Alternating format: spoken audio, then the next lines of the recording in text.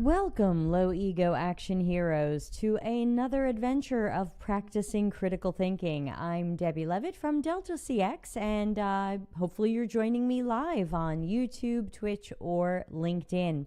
The critical thinking stream is something I do once or twice a month, not that often. And you can send stuff in at deltacx.com/links.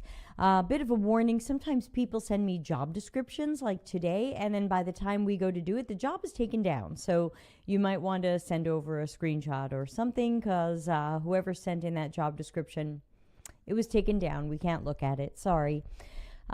So before we jump in the critical thinking adventure, let's of course thank our paid Patreon members. So I've got a Patreon at patreon.com/cxcc. Hey, Ana Lucia. And you can join the paid version for as little as $1 American a month and get some perks and some early access to things, or you can join the free version and you can be the second to know things, which is also pretty cool. So let me get my window ready to jump over to what you've all sent. And let's see, what do I have to press to do this correctly today? 15. Let's try that. 15.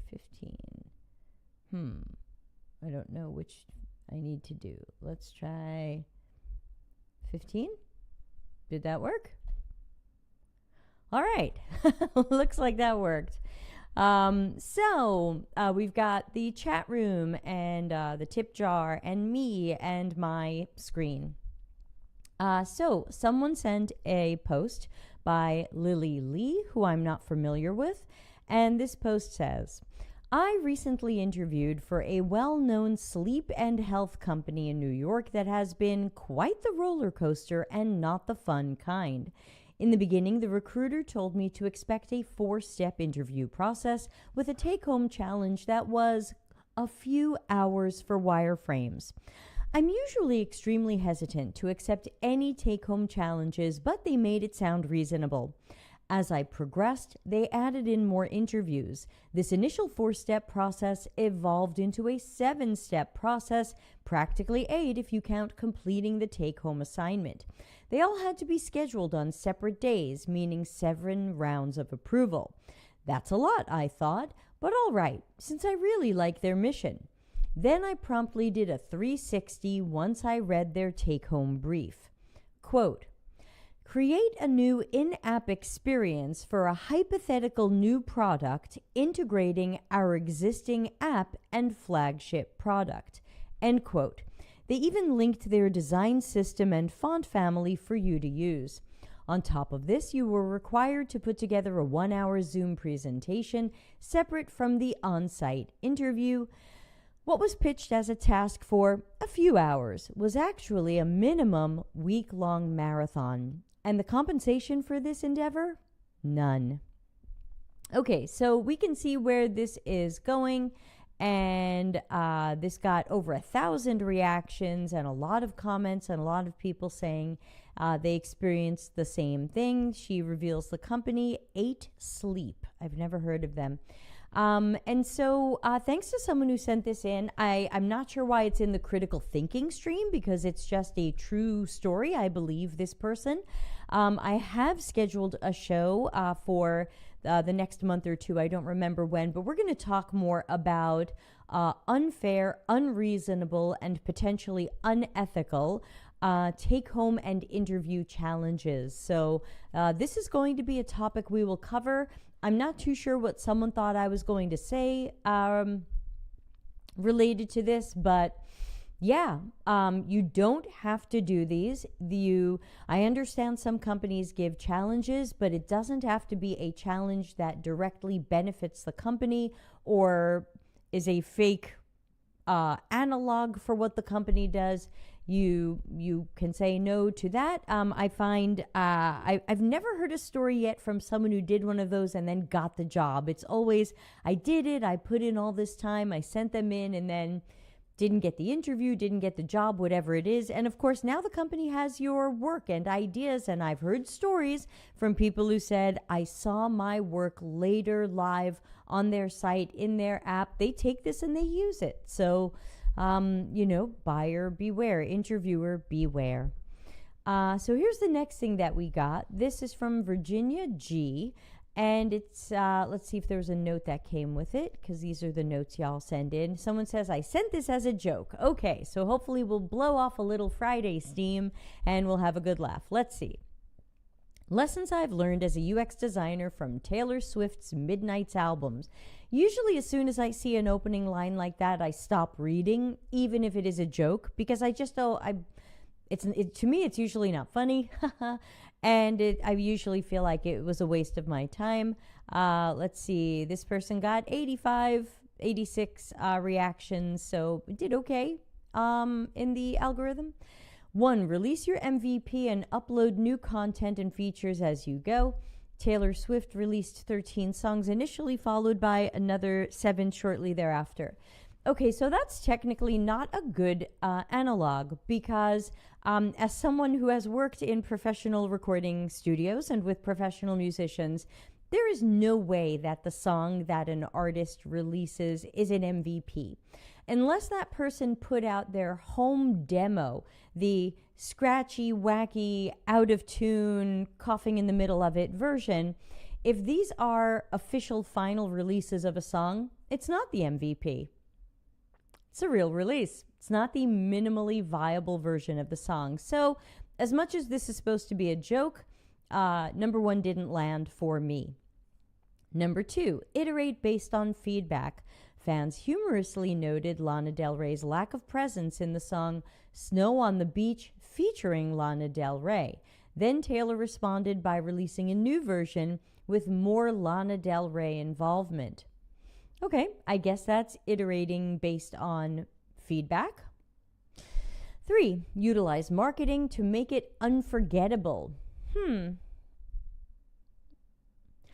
Taylor strategically released 3 new songs later on, with one exclusively available on YouTube. She then released the final song on Spotify and Apple Music, rapidly propelling it to the top of the charts. Is that marketing? I thought this person just had to show up and do a thing and everybody bought it. So does Taylor Swift need marketing? Or can she just do a thing? She released songs. Boom. Yeah, so that one's not landing for me either. Implement gamification, which is something we really shouldn't do very much of in general. Taylor changed her social media profile picture, and her intentionally down website acted as an Easter egg, which made Swifties go crazy, which isn't gamification. So this one doesn't land for me either. Are you having fun yet? This is the joke that isn't a joke. Not enjoying this. That's not gamification at all, by any definition that I've ever heard. Can I stop reading this one now? Ana Lucia, will you give me permission to stop reading this? Yeah, I can't say I find this funny. Yeah, so of course I'm just joking. Ha ha. Yeah, so I feel kind of done with this one. Sure, it's okay to write fun posts on LinkedIn. I don't have a problem with that, but I don't even think that what this person is using as an example really matches the thing that they've gone for. So it's just not appealing to my sense of comedy, but good luck, Virginia G. All right, the next one y'all sent in is from Lenny, and let's see, the commentary said no commentary. Okay, here we go. So this is a video, and I'm going to play it without sound, and it's got captions, so I'll read the captions out loud as we see them. It's a 47-second video. You're not going to hear it. Does your workplace need a fight club? Wow, no. I think I could say no. Just for myself, my engineering, and my design leader, and we get together and we know that we're going in there to have a conflict. I think often when those difficult conversations or those conflicts come up, you can put them off until they become much bigger. Or if somebody is conflict averse, they can try to avoid having it at all. But by having, like a specific slot of time in your week for something like that, then you're sort of in that mindset, you're going in there to solve a hard problem. You know that there's going to be a disagreement, and it makes it much better. The relationship we all have is so much better because we get on top of these things early. All right, so that seemed to be a clip from Lenny's podcast, which is a podcast I have not seen. But I would have to say, hey, Aitan, good to see you. Sorry you missed some early drama. You'll have to watch it back. I would have to say that I don't agree with this for about 6 gazillion reasons. So again, this was a video with somebody called Megan Cook, who I'm not familiar with. And she's evidently suggesting that you have a weekly meeting called Fight Club with the intention of having conflict or airing conflict. I would imagine that this could create anxiety for people. I would imagine that this doesn't work at all for people with certain disabilities, diagnoses, or conditions. I would be worried that this would be an unwelcome, unpleasant surprise for people, especially if any of the conflict topics are unfair. You know, let's say you gave your UX designer no time to do it, and now you want to tell them you think they did a bad job. Well, that's kind of unfair. You didn't give them enough time to do a good job. So now what? We're just going to yell at each other? Aitan says, not applying movies to work stuff again. It's a Squid Game UX all over again. Yeah, that is a thing. I don't think that we should have a fight club. Do I think that we should address conflict head on? I do. I think it's better to address these things in the moment, though sometimes it is better to address them later when you can breathe a little bit and get some perspective and think about what you want to say and how you want to say it. Think about if you need other people involved. Do you need to get a manager involved? Do you need to get HR involved? So I think that a fight club is a dangerous proposition for anyone in the room who doesn't want to be a part of it or always feels on the shit end of it. I think a fight club could easily feel quite toxic to people. Ana Lucia says, I'm not a manager, but I did have a ton of classes around conflicts and all that, and this is completely opposite to what the good practices say. Yeah, I can't help but agree with you there. So no, I don't recommend that people create a fight club at work. I don't want us to do any more fighting. I want us to do resolving. Hypothetically, an agile retro could be used similarly and maybe more gently, because an agile retro is supposed to be, okay, let's look back at our sprint and see what went well, what didn't go well, what we could have done better, and let's come up with some actionable things that we can do in the next sprint and beyond to do better, whether that's how we collaborate, tools we're using, process, outcomes. I think we can just use the agile retro and just find a better way to do that. All right, the last one is someone sent in a post from Michelle Ronson, and the commentary, actually there was another one that came in that I couldn't open. It was a junior user research coordinator job that was taken down, so I can't show it. And the person wrote, set up and manage future customer panels and beta testing labs. What does this mean? Again, some of these things don't have to wait for a critical thinking stream, which we're only doing once or twice a month. Put it in our community. Join our online communities. Go to deltacx.com/links, join our Slack, join one or both of our Discords, ask your questions there. You'll get nearly an immediate answer for free. Ana Lucia says, a fight club is aggressive and confrontational. We need to talk, not to fight. All of those heated thoughts and aggressive feelings have no place in a productive meeting. Agree. Okay, so someone's posted this Michelle Ronson post, which we'll read in a moment, and it says, I always found this question unprofessional. How can you ask this to a B2B customer who's head of customer success or finance, for example? It'd just make you look silly. All right, let's see. There are definitely some questions that some UX research people or loud voices recommend that I'm against, and I haven't seen this one yet, so let's read it out loud and explore it together. And I hope that if you're watching live, you'll say something in the chat room when you see it. If you're watching the YouTube video later, tell us what you think of whatever this question is once we get to this part of Michelle's long post. And let's see how this post did in the algorithm.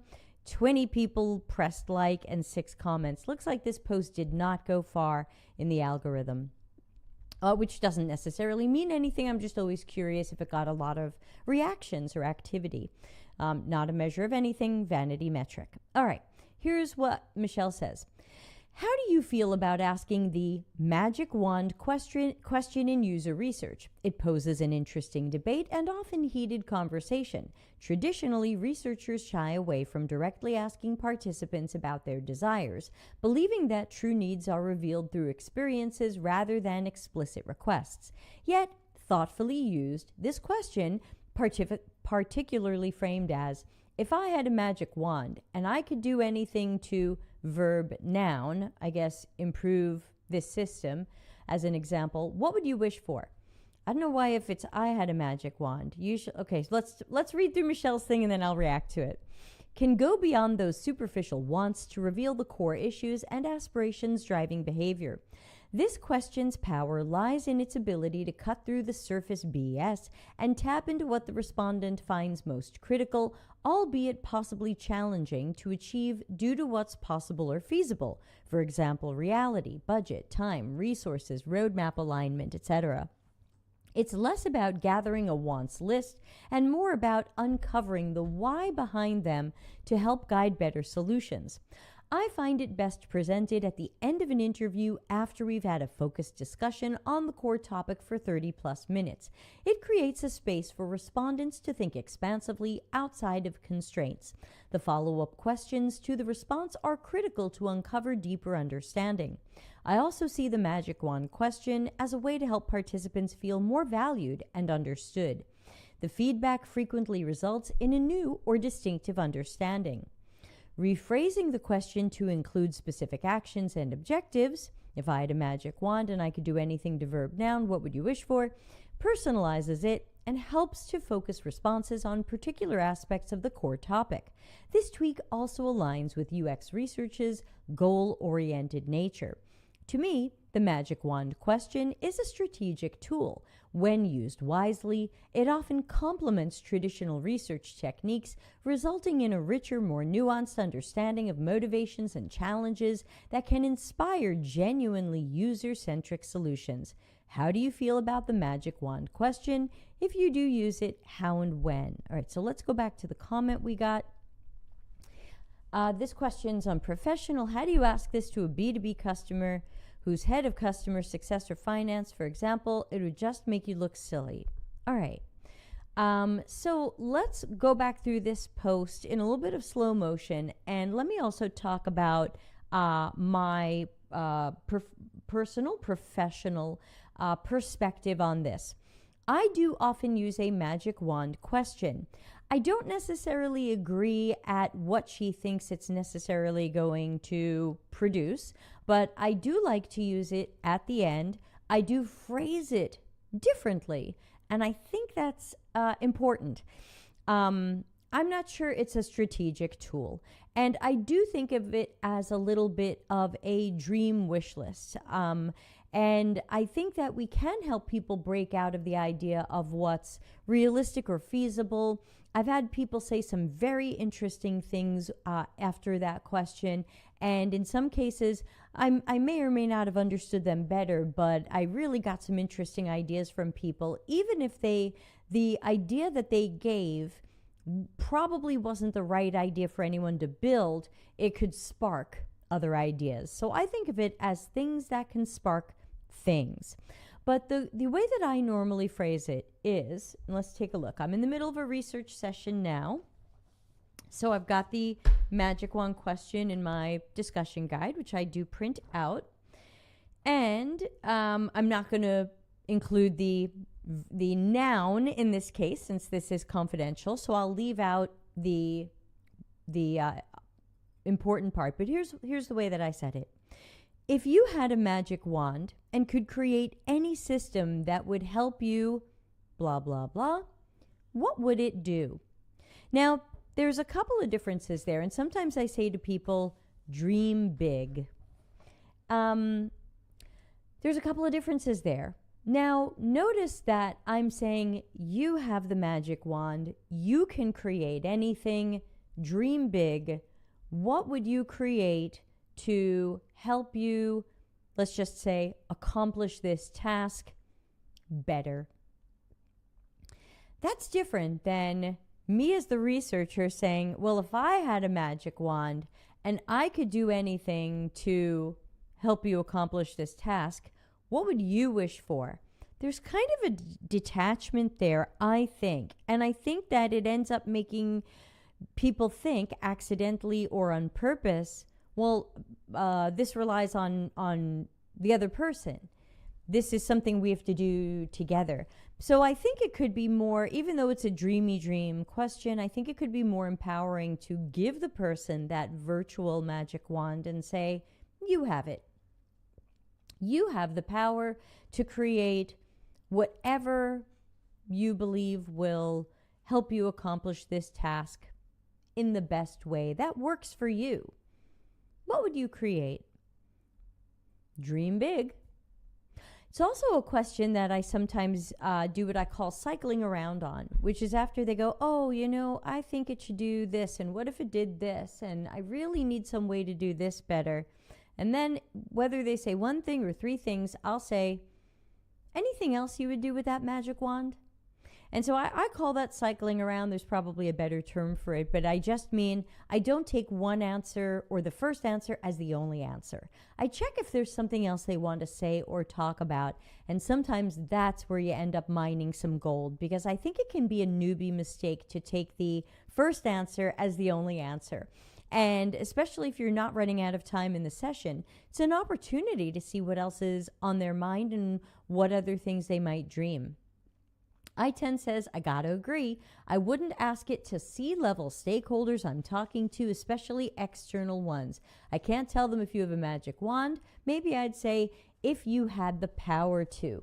Yeah, so I think there could still be some merit in asking it to people of different job roles at different levels. You just may or may not want to say magic wand, but I think that's up to your relationship to the person or where they are in the company. I've done research sessions with high-level executives, and I think that I wouldn't be afraid to ask that question that way. I think I wouldn't be afraid to say to a C-level executive like, hey, you've got a magic wand. You can create anything. You've got the power to make happen whatever you think is the best thing. What would you do? You have the magic wand. What would you do? I think that it just really depends on who you are as a researcher, who these people are, and how you feel that rapport is going. Usually, for me, it's the end of a session. I'm smiling.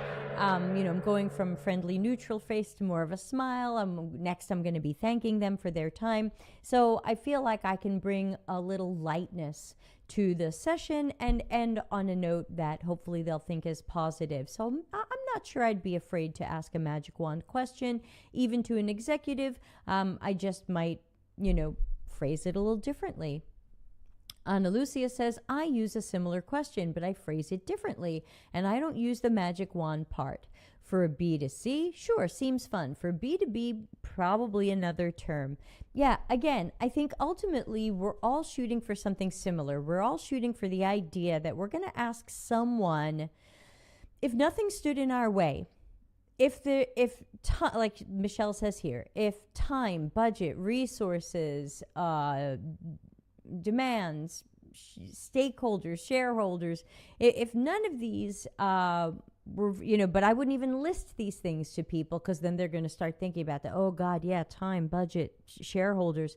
But we're really saying, if nothing stood in your way and you had the magical power to create anything that would make this better.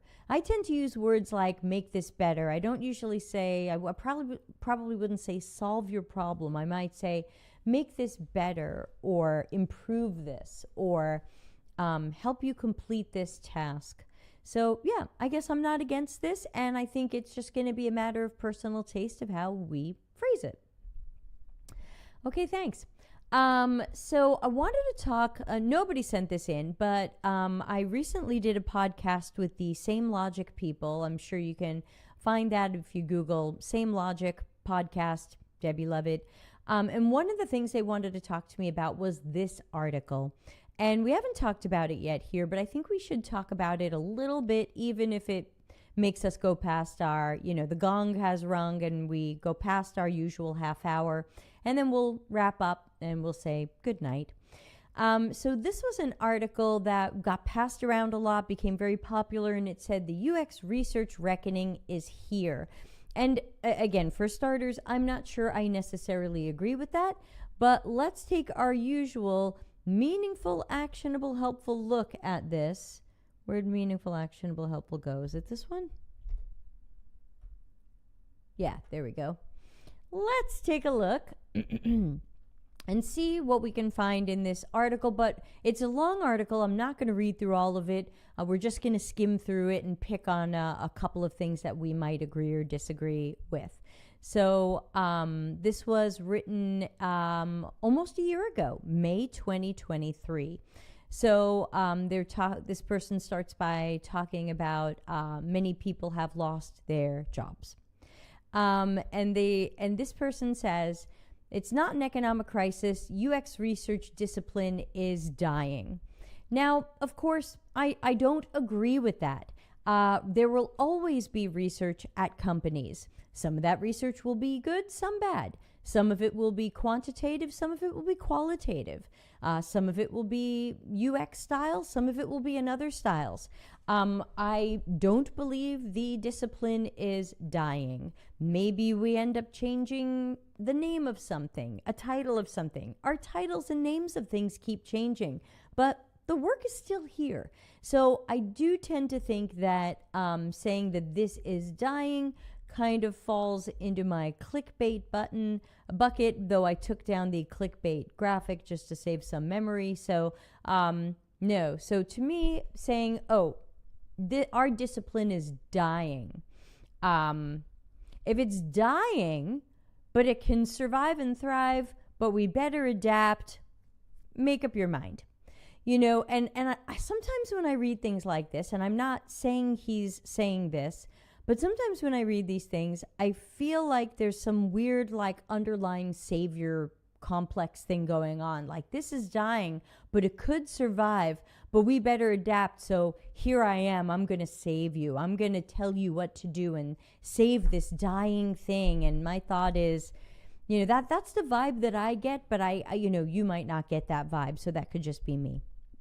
Then this person goes into the last 15 years were a golden age for UX research. And I would say yes and no.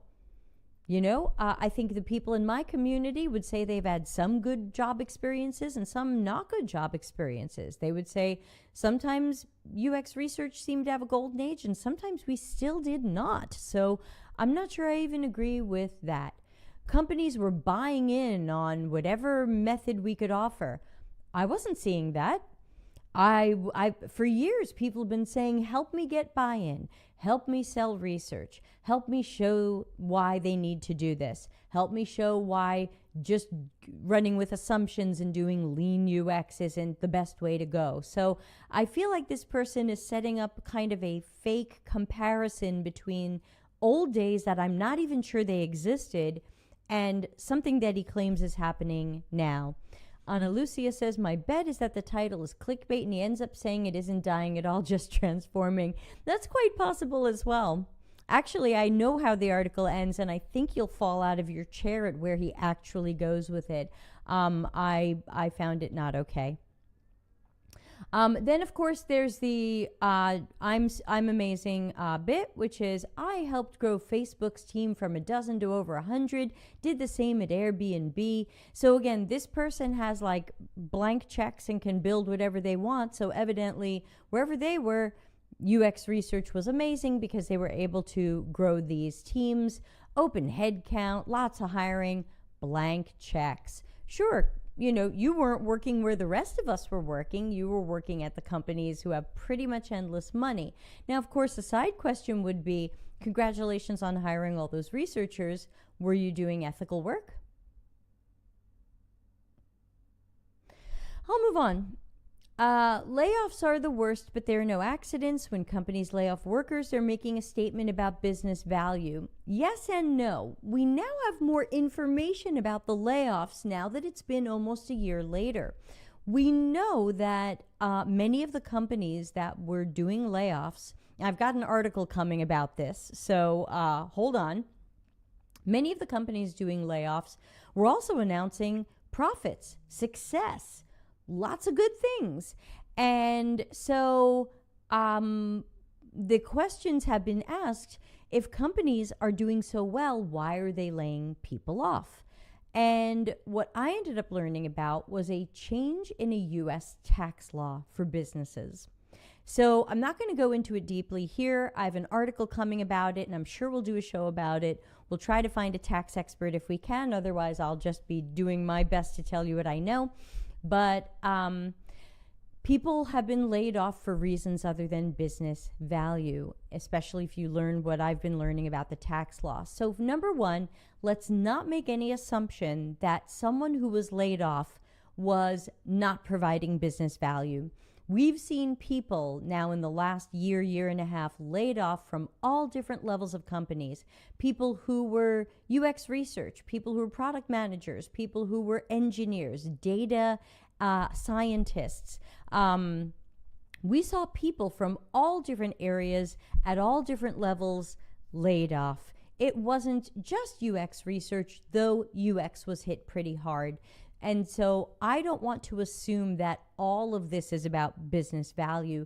Layoffs are a complicated topic, and they're more complicated now because these companies weren't struggling. Companies did layoffs not because they were struggling. They weren't struggling. They did layoffs for different reasons. So this person says, they don't get it. We're so misunderstood, but it doesn't matter.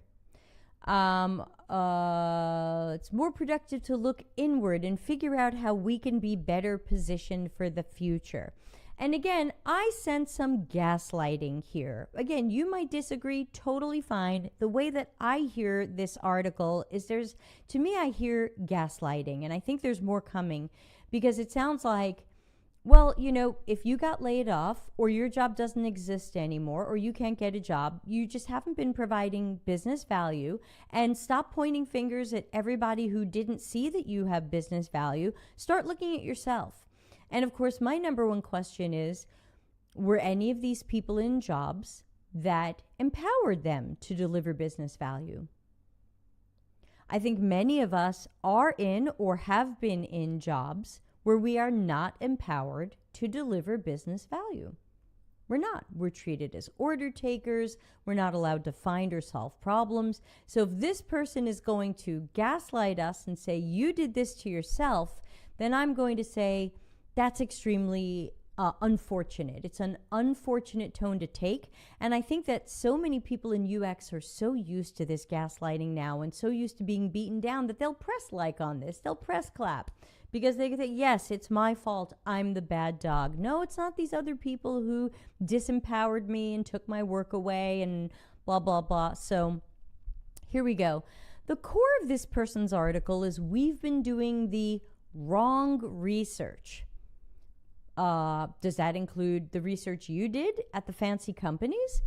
And this person says there are 3 types of work that UX researchers need to do: macro, middle range, and micro. Now, I've never heard these terms before, so I'm assuming this person made them up. I was very surprised to not see TM to trademark them.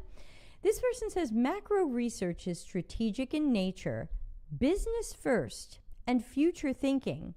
It provides concrete frameworks that guide macro business decisions.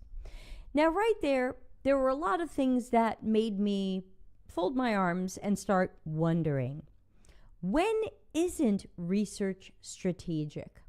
I think every researcher I've ever met is strategic and wants to do strategic work, but we are blocked. We are blocked sometimes by our own leadership, maybe this guy. We're blocked by other people, sometimes a product manager or scrum master. We are blocked from being strategic. So please don't tell us that we haven't done enough strategic research when we're being blocked from doing it. Do you have solutions on how we get to do more strategic research when we're blocked? Business first. Again, I think that all of this business first talk makes companies excited. They love to hear that they're more important than their own customers. But to me, we have to stop saying these things because we have to balance what the business needs with what our customers and users need.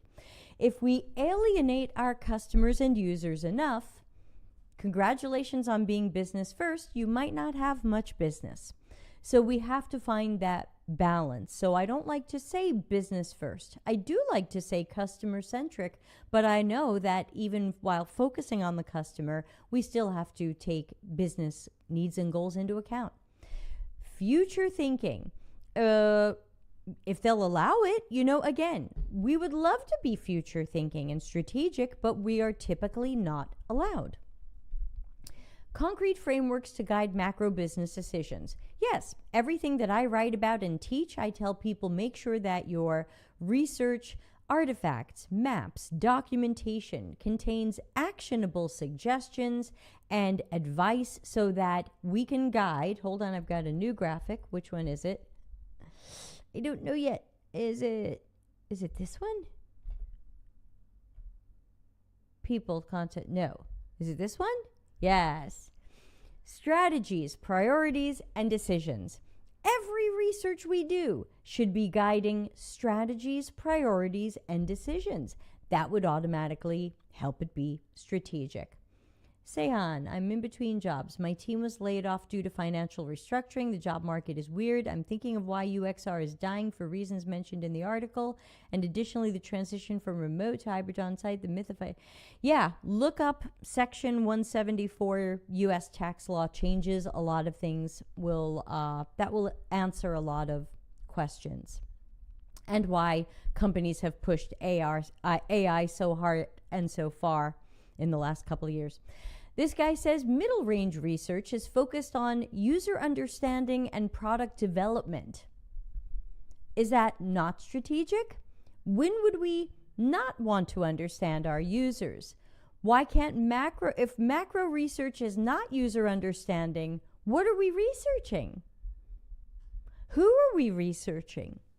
This doesn't make sense to me.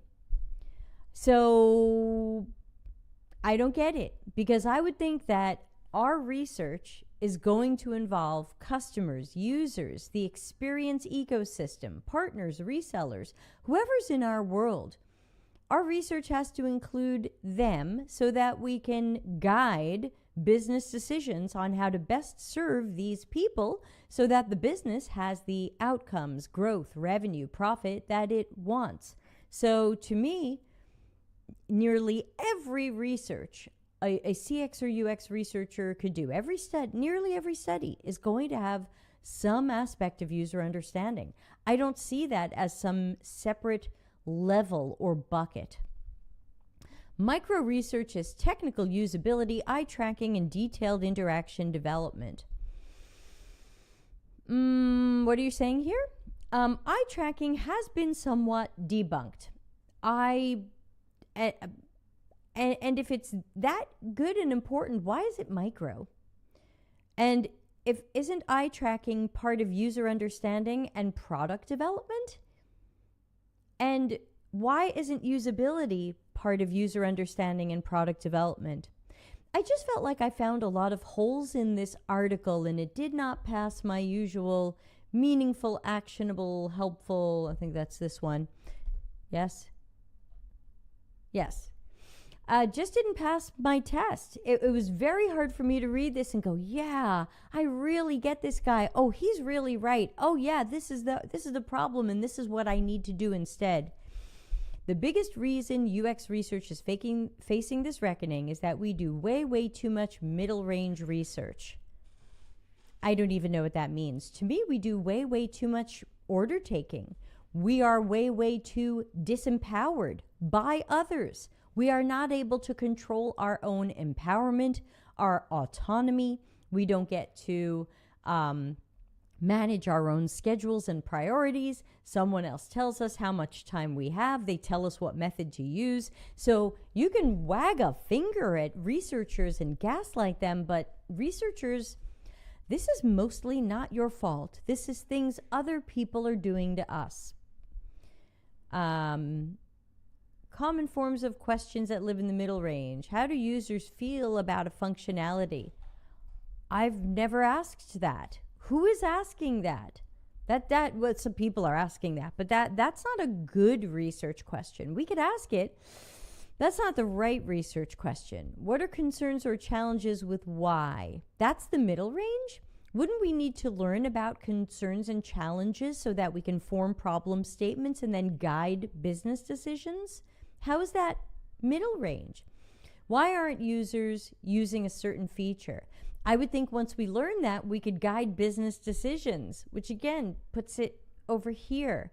So this person starts with a model that I think doesn't make sense. I think it sounds like something we would press like on until we stopped and thought about it. I think with critical thinking, these three buckets don't really make sense. The business is more important than the user. Is this where... Oh yeah, here's a thing that a lot of people aren't going to like. Middle range research misunderstands what outcome matters most to successful business. Ana Lucia says, I'm having flashbacks from The Simpsons when they had an episode where they divided the school in boys versus girls and asking girls how math makes them feel. Nice. Great UX and profit aren't remotely opposites, but when push comes to shove, profit is greater than user every time. Sure, we know that many companies will pick something that makes them money over something that benefits a user, even though where do you think the profit comes from? The user. So, is this smart? Is this a short-term win, but possibly a long-term loser?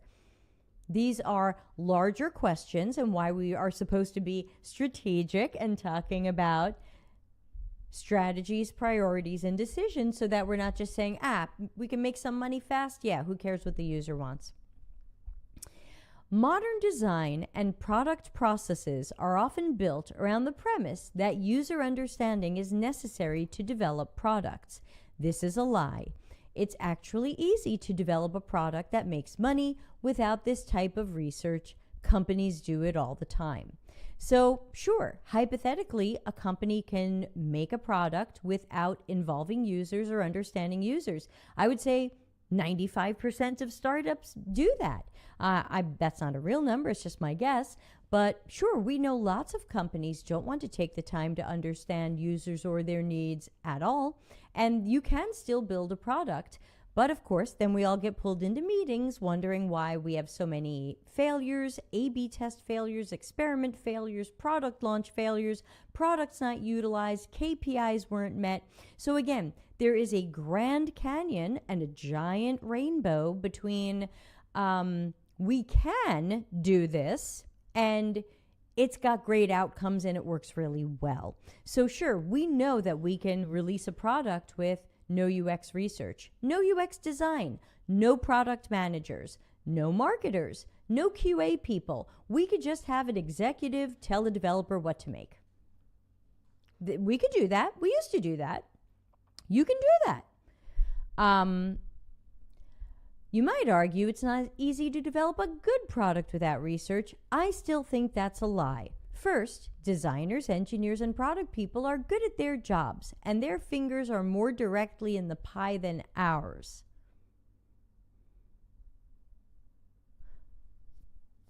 Okay, so are you saying that because, do you understand design?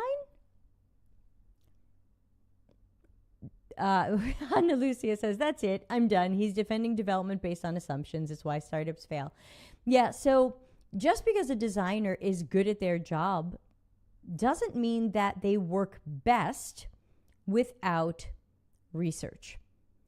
I believe many designers would say that they would rather work from good research than to be left guessing what might be a good solution or good design. Engineers are inheriting whatever designers designed. So if designers didn't design something great, engineers might still do great coding, but congratulations, you did good coding on a bad idea, bad concept, bad execution, bad design, bad feature. And product people, whatever. And his other reason is modern data science has given everyone confidence they can pick winners without research, just run an A/B test. Yes, again, you can do these things. You can do a lot of things. I can ask my dog to come and host this show, and I'll just go to bed. We can do anything. There's a huge difference between things that we can do and things that companies do and things that work well, have good outcomes. So what's your point? Ultimately, what's your point? So let's just scroll down. The first thing we need to do is to take responsibility. For what? Most of us are disempowered, and again, I can't help but wonder, and I don't know, this is a question, I can't help but wonder how many UX researchers out there have ever felt disempowered by this guy. I wonder how many of them have ever had this guy as their manager or skip manager and felt disempowered by this guy or gaslit by this guy. He's saying, you need to take responsibility. For what? Most UX researchers aren't in a position to be held responsible for anything. It's our fault. How? This is where I remind people that writing an article is hard. Because if you don't give us this information, it falls apart under critical thinking. You can't just say, this is our fault. It's choices we made. How? What choices have UX researchers made that drove them straight off the cliff into hell? Who would do that to themselves? Who would be that smart and that competent and that strategic and that capable and then literally sabotage themselves? Who does this? We need to refocus 90% of our effort on micro and macro. So according to him, stop focusing on user understanding. We don't need it. Stop focusing on product development. Products, I guess, will develop themselves. Focus on eye tracking and whatever will guide business decisions, because evidently, suddenly, businesses want that from us. Now, I think that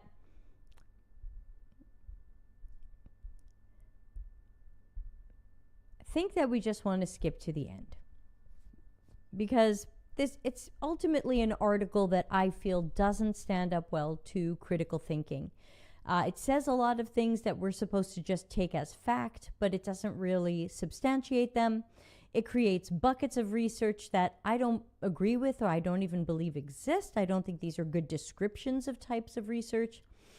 It gaslights you into telling you you've done this to yourself.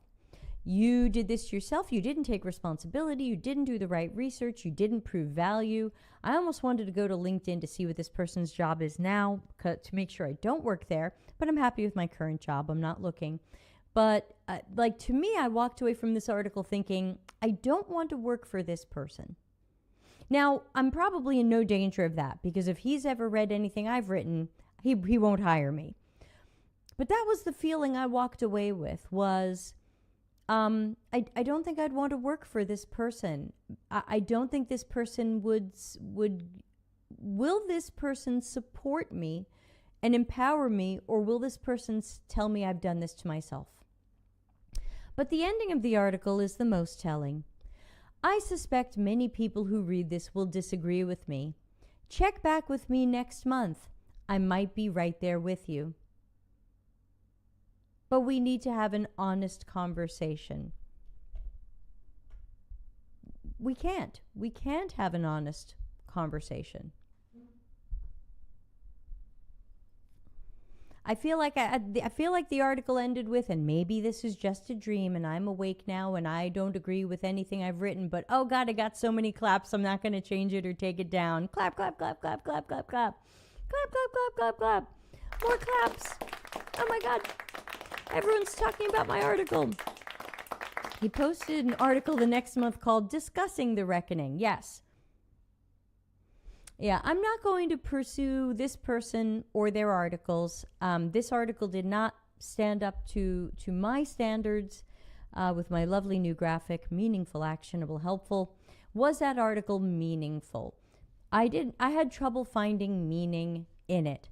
I had trouble agreeing that the things this person put out as truth or facts or models or possibilities, I had trouble believing that those were accurate or real or represented my reality or the reality that any of you have ever discussed with me. Was it actionable? I'm not too sure what this person wants us to do other than do more research that drives business decisions. I think we should always be doing research that drives business decisions. Do not do any research that does not drive, new graphic, strategies, priorities, and decisions, whether that's generative, evaluative, or anything else that might be out there. So meaningful? No. Actionable? No. Helpful? I didn't feel helped. I felt gaslit. I felt like if I got laid off, I didn't prove my value. I did the wrong research. And evidently, I have such a terrible manager, nobody told me this. So I guess this person's going to enjoy their 15 minutes, but I found this article not worth the read, and I'm concerned. I'm concerned about the gaslighting. I'm concerned about this is your fault. You aren't showing value. You aren't being strategic enough. Show me a UX research job where people are allowed to be strategic.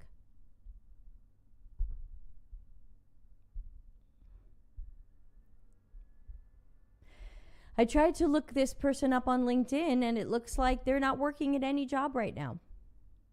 They say they're a consultant. I wonder if they're having trouble finding a job like the rest of us. Well, I have a job right now, but like I'm just lucky. Is this person really consulting? Is this article a plug for their consulting?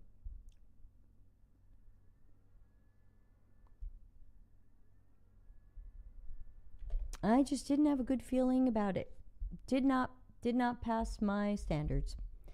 So with that, we're going to wrap up for the day. And thank everybody for the stuff they sent in and for putting up with me going through that article. But everyone was passing that article around and they were like, yeah, that's the problem. Yeah. And I think that's not the problem. You get to tell me that I'm doing the wrong research if I get to call all the shots. Now, at my current job, I get to call all the shots. So if I'm not delivering business value, it's absolutely my fault. But I've been in many jobs as a researcher and as a designer where I wasn't allowed to call the shots. I was told what to design. I was told how to design it. I was told how many hours or days I had to get them final designs, which was never enough. I was told how we don't need research. I was told how we don't need to test or do any usability testing. You can point a finger at me all day long, but if I was not empowered to do my job, and if I fought for that and my manager still couldn't fix that, please don't tell me I brought my own layoff on myself or anything like that. That's not what people need to hear right now. And again, a year later, we now have new information. See Section 178 of the U.S. Business Tax Code. We'll be talking about that in about a month or so. I'm still working on that article. My Patreon paid members got it. They got a draft of it. That's one of the things you get as a mid-level Patreon is you get drafts of my articles weeks before anybody sees them. You can comment on them if you want. You can help me out. But so I'm working on that one. But we now have new perspective. We now can see that the companies that did the layoffs were having profits, success. They weren't struggling. People weren't laid off because they weren't providing business value. People were being laid off because companies just wanted to cut salaries. AI development got accelerated so that we could cut people and hope that AI could do some of those jobs. It all makes sense when you look up Section 174. All right, I'm going to fire us out of here, but thanks again for people hanging out. And let's just take a quick look at, don't forget our schedule at cxcc.to/events. We've got lots of free webinars and live shows coming up. Monday will be a webinar on UX at startups. That's going to be at 11 p.m. Italy time. Tuesday is Q&A AMA, where I take your questions live. Wednesday, the 28th, is the first of our 2-show series on healthcare UX. That'll be Wednesday, the 28th and the 6th. And let's see, what is this? Yeah, just check the calendar. And some of them are in Google Meet. Some of them are here live on YouTube. So make sure you subscribe. CX-CC. Thanks, everybody. Have a great weekend, and I'll see you soon. Bye.